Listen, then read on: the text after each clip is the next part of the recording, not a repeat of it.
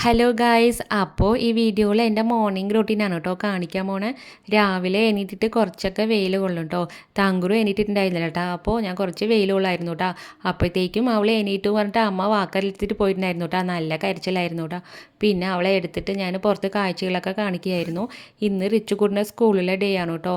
അപ്പോൾ അവൻ ഒറ്റയ്ക്കൊക്കെ ഫ്രഷപ്പ് ആകും കേട്ടോ. പിന്നെ അവൻ തന്നെ അവൻ്റെ കാര്യങ്ങളൊക്കെ ചെയ്യുള്ളൂ കേട്ടോ. എനിക്ക് തങ്കുരു വന്നതിന് ശേഷം എനിക്ക് റിച്ചുകുട്ടിൻ്റെ കാര്യം മര്യാദയ്ക്ക് നോക്കാനേ സമയം കിട്ടുന്നില്ല കേട്ടോ. അതിനെക്കുറിച്ച് ആലോചിച്ചിട്ട് എനിക്ക് ഒരുപാട് വിഷമമുണ്ട്.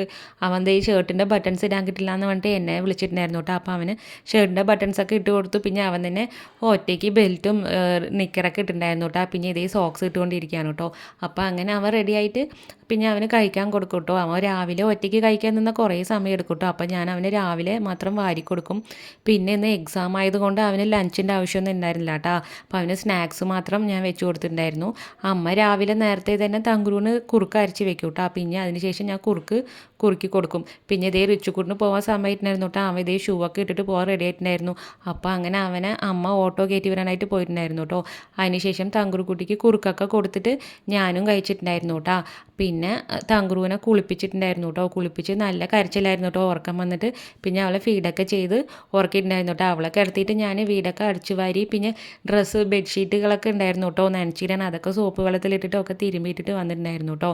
പിന്നെ ഞാനും പോയി കുളിയൊക്കെ കഴിഞ്ഞ് വന്നിട്ടുണ്ടായിരുന്നു കേട്ടോ. അപ്പോൾ ഇതാണ് കേട്ടോ എൻ്റെ മോർണിംഗ് ഇങ്ങനെയൊക്കെയാണ് കേട്ടോ പോവുള്ളൂ. അപ്പോൾ അടുത്ത വീഡിയോയിൽ കാണാം കേട്ടോ. നമ്മുടെ വീഡിയോ ഇഷ്ടപ്പെടുകയാണെങ്കിൽ സപ്പോർട്ട് ചെയ്യണേ.